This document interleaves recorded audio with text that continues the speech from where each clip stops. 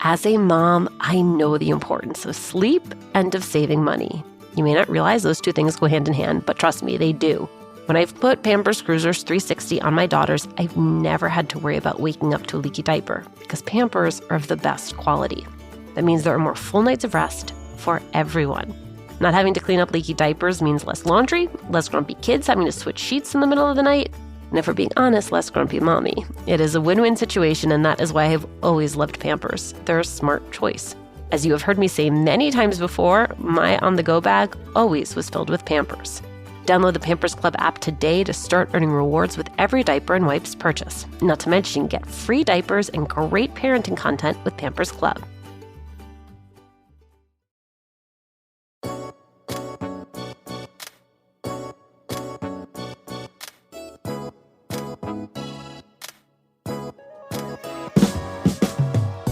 Lory Martinez produced for others for years before she stepped out on her own and founded her Paris-based podcasting company, Studio Ochenta. Whether you've listened to her award-winning fiction podcast, Mija, where each season explores the story of a different immigrant family, or La Cabina Telefónica, Spotify's first bilingual podcast starring Fanny Lu and Isabela Gomez, you know that Lory's commitment to multicultural storytelling runs deep. Lory shares how she makes audio magic happen, how living and operating a business in France has shifted her hustle mentality, and a life-changing moment when she realized that a skill she had long undervalued was, in fact, her superpower.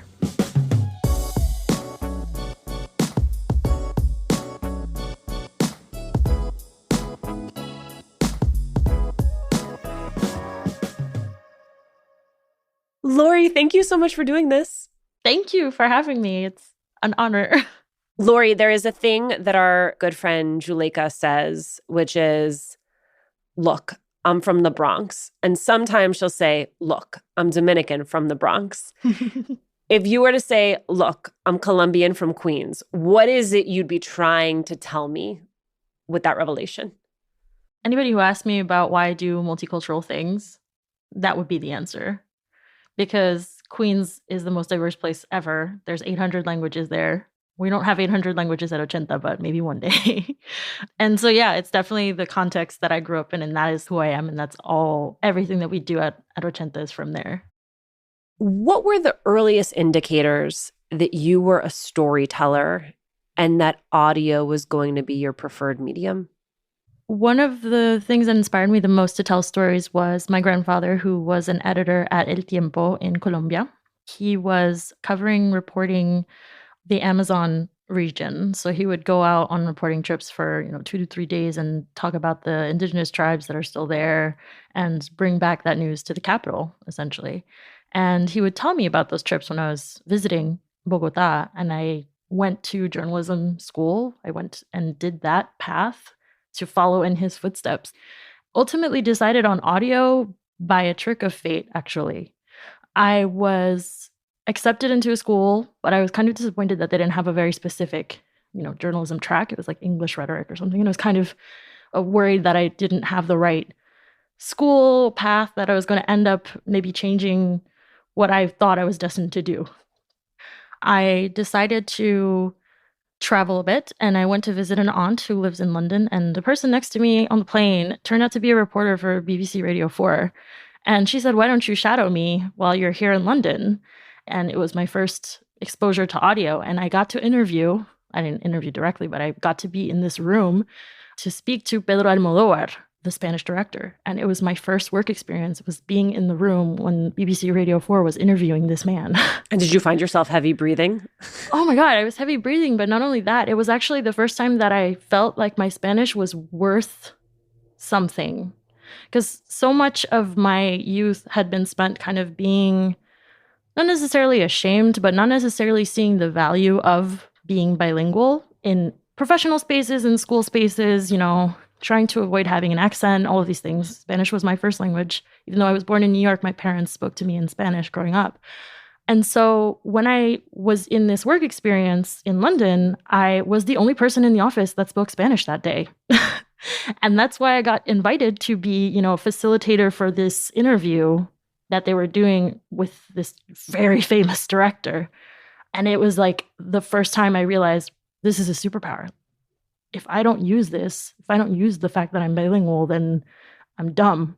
I'm not going to get very far. Like, this is going to be the thing that helps me stand out. That story both affirms and breaks my heart, Lory.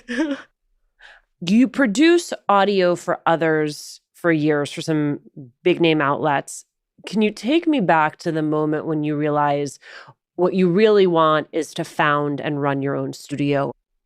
Yes, it was a podcast festival. So backtracking to 2015. So I came to Paris in 2015 for a master's degree, and I wanted to become an international journalist. And so for years, I was working in this space as a freelance journalist, as a podcast producer for other journalists or other outlets here in France. And I was like doing it very solo. I guess I didn't feel like there were other people like me kind of going through the experience of being independent like this in Europe. And I started to kind of research and like try to find community. And I joined a couple of Facebook groups and went to my first ever like podcast festival. It was like an audio festival called the Hearsay Festival in Kilfinnan, Ireland. There were folks from Radiotopia there. There were a ton of producers from all over, the BBC, all producing, fascinating podcasts. And all of them struggling with this questioning around self-doubt, which for some reason inspired me a lot. Because I was feeling like I was solo and that I didn't have maybe the right to even try because I was like first gen daughter of immigrants. You're hustling. That's all you can do. Like, you're not going to start a company. Like you can't do that. Seeing the people that I admire actually asking themselves a lot of the same questions gave me the strength to be like, you know what? If everybody is doubting themselves, why don't we all just try?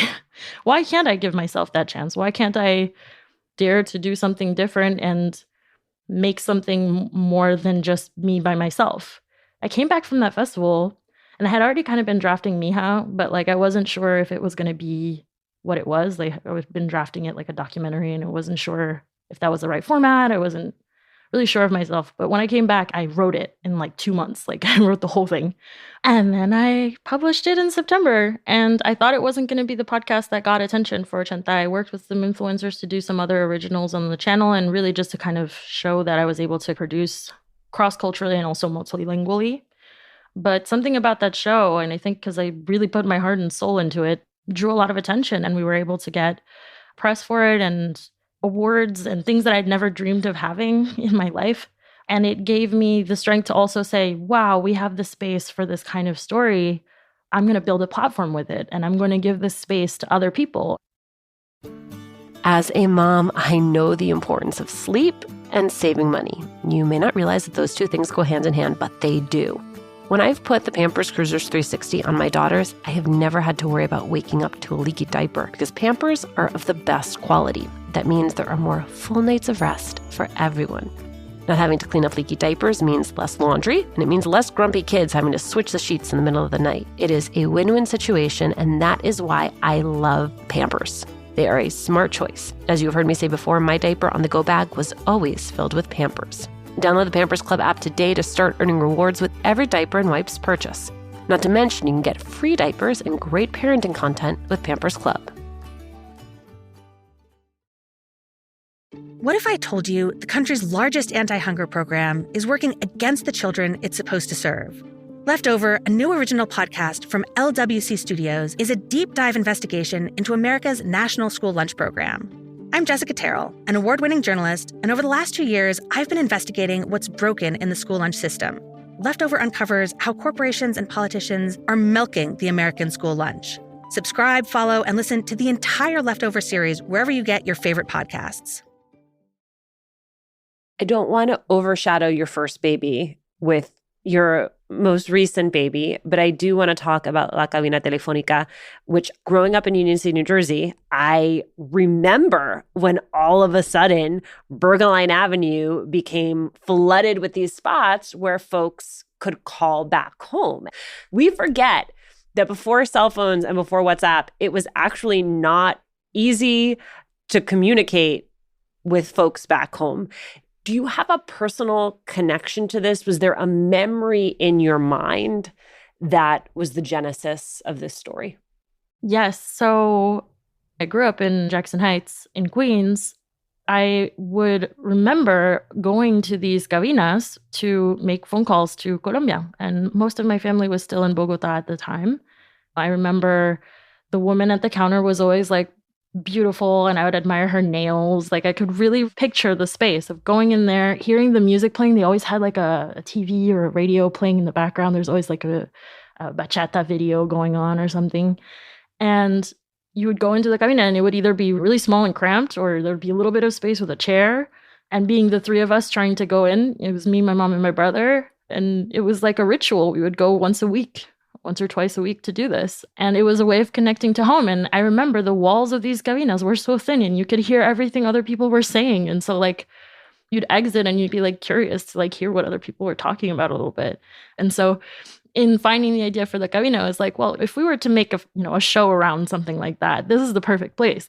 The owner would be a main character. And then you'd have all of these people coming in to make their phone calls. And they could be phone calls about literally anything. We asked you to send your favorite clip from the show, and like a proud parent, you sent like 17 because you could not choose. But I'm going to ask you, choose one and tell us what it is. Give us a little bit of context for what it is we're listening to. Sure. So Mati Cardona is the owner of La Cabina, Mati's Llamadas y Servicios 82. And she runs a shop with her daughter, Rossi. So you'll hear her and her daughter kind of talking. Mati is always looking for love. And she also has a very frequent customer named Gadiel, who is really like, she's been crushing on him. They've been crushing on each other. There's a little bit of a back and forth playfulness there. And this clip is one of my favorites because it really demonstrates how we kind of blended English and Spanish in the show. It's funny without you understanding Spanish. Like you can understand why it's funny because there's just like a lot of very quick back and forth. We use like sitcom style writing for this. All right, let's listen to this excerpt from episode 3 of La Cabina Telefónica. No, Gadiel. Matis, llamado 82. Gadiel speaking. ¿Qué tú quieres, hombre? Hola, quiero hablar con Mati, por favor. Lo mejor de la música latina. Quiere hablar contigo. Dígale que estoy busy. Y averigüe lo que quiere, porfa. Está busy. May I ask the point of this call? Quería saber si Mati recibió mi buqué y si tenía planes este fin de semana. Ajá, un momento, please. Dice que si te gustó el gran buqué que te mandó y si tienes tiempo este fin de semana. This is amazing. No, dígale que estoy enferma. Mati está enferma. Ay, ¿qué tiene? No sé. What do I say? Gonorrea. Que tiene gonorrea. No, Gadiel, esa es una expresión colombiana, como un insulto. Lory, I mean, this is comedy writing. This is a different muscle than the muscle you had been flexing. What did it require of you to really hone that skill? So I grew up watching telenovelas, and like the drama of novelas was very familiar to me. So even when I was writing Mija, like there was a lot of drama in that show, and I wrote it with that vibe. And I realized that I'm, talent for drama writing in that sense. Feel like the drama and sad moments of being an immigrant. Like I know, I feel that. But for this show, the energy of the space really gave us the opportunity to do a lot of different kinds of stories. And I really wanted it to be lighthearted because ultimately it's a positive thing connecting with family. In this case, doing the comedy thing was really hard for me at first because I was going in a very like specific dramatic cliffhanger at the end of every episode format. And then our lead editor on it, Jackie Pereda, she is a fantastic writer. She brought us like this comedy formula. She was Tell us what is the device? What is the mechanism for doing that? It's like heightened sense of reaction. So every character has to come into the scene with like their main goal or purpose, and someone else has to be either in conflict with that or is going to be reacting to whatever their goal and purpose is. So for example, one of my favorite characters that we wrote was Abuela Perez, and he's like a local lawyer that's just out there to make a sale. Like he is always looking for a client, and whenever he comes in, he's doing like his sales pitch. Like he'll come in and say, this week, we have this deal on divorces and marriages. So you can divorce your wife and marry your girlfriend in the same day. And everyone reacts to him. And then like the main storyline would be like related to somebody, dealing with a relationship problem because, we kind of introduced this issue that Abuela Perez could potentially help with. It's like very situational comedy. And that's what really like drives the show and why it's like bingeable because every episode is a different thing that happens to these different people. We talk all the time about how there's a growing Latina podcast audience, which means that in many ways, podcasts like Mija and Latina to Latina are familiarizing our community with podcasting itself. And so I have to imagine that something like La Cabina, which is expanding that out by being bilingual, by being a teleplay, it helps when it has star power, when it has a Fanny Lu and an Isabela Gomez. Was it a struggle to cast them? Or, yeah, I can't tell what your face is telling me. It was a struggle. It was a struggle, not only because, I mean, we've done casting for other shows before, but it's also, I guess, like I had like a vision of the main characters in my mind. And one of the important things was that they be Colombian in some way or had connections to Colombia. And for lack of representation, the list is not very long. And it's true, in the media and acting space, there aren't that many Latina actresses on one side. And then the other side is the relationship with Spanish is very particular for this show. So the character, Fanny, she's been in the States for a long time. She speaks English fluently, but she will always have an accent. And that's part of her charm. And the daughter, she came to the US very young. And so she's lost her Spanish. And that's something that a lot of people can relate to. We wanted to make sure that her journey with the language was also represented. And so talking to Fanny and Isabela about that and their rapport with English and Spanish. And even though it's not exactly the same as the characters, like Fanny, or she speaks fluent English and Isabela's Spanish is impeccable. Both of them were like, yeah, I get what you're trying to do here and I will do my best to represent it. And that was so perfect. And, communicate it not as a stereotype, but really as a lived experience. Like, yeah, I know people who talk like Mati. I know people who talk like Rossi. And I want to show them. And so because both of them respected that idea so much, it was ultimately like the dream cast. You moved to Paris in order to become this international journalist, but something else happens while you're in Paris, right? Yeah. That makes you stay. Yeah, I got married. I married a French guy. All right, now I've got a lot of questions.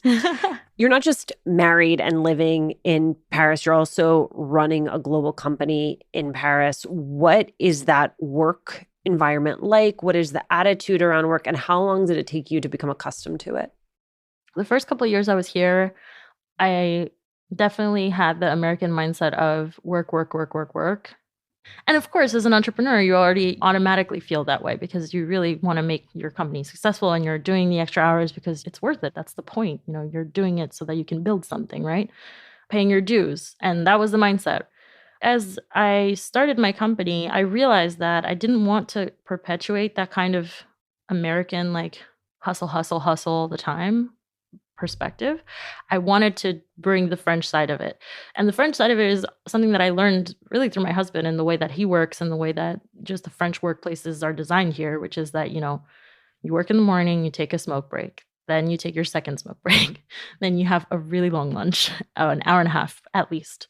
Then you take another break in the early afternoon, and then you leave 6:30 max.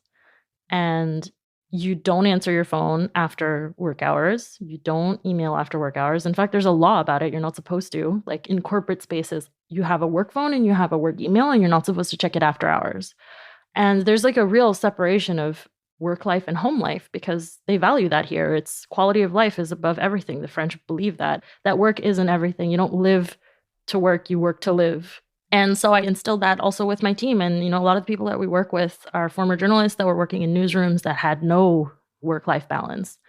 And so making sure that they understood that that's what I believed in and that's what I wanted the team to have from the beginning was really important to making Ochenta what it is and why we have like a good work culture. My last question to you, Lory, which is, we have a lot of creatives who listen to Latina who probably feel the same way that you do, right? Who am I, daughter of immigrants, first gen, to step out on my own and take on the risk of being not just my own employer, but an employer of dozens of others? What is your best counsel to that Latina, whether what she wants to start is a studio or any other type of small business? I would say don't get in your own way. I think everyone has this little voice that says, no, you're not, it's not worth it to do. Or what if it's not successful? A lot of us are taught, well, you have to be successful. Like your parents sacrificed so much. And I 1,000% feel that because, yeah, my parents sacrificed so much. They're all working class people. My dad's a cab driver and my mom's a secretary. They came to the US, they tried to build something and, they struggled. They struggled a lot. And saying, you know what, they sacrifice something for me also to be able to have the privilege to decide whether or not I'm going to do what I want. The privileges that I gained as an American to be able to like speak English and have this bilingual culture that I have, I'm going to use them for something greater. And recognizing that all of the trauma and all of the past things that could get in your way that are telling you, no, it's not worth it. Those are actually the things that are going to make whatever you do successful because you know how hard it can be and you're going to do your best so that you don't have to struggle like that. It's like the driving force. It's like make the opportunity you want to see. And that's what I did. And I think that is something that should drive every Latina who's doing whatever project it is that they're doing. Have that energy, positive energy of making something that not only your parents will be proud of, but you will be proud of. Lory, thank you so much for doing this. Thank you so much. And thank you for this show. I have to be honest, I've been a fan of the show from the beginning. At my hardest moments as an entrepreneur, I listen to Latina to Latina. And yeah, it's just an honor to be part of this space that you've created for women. And thank you for inviting me.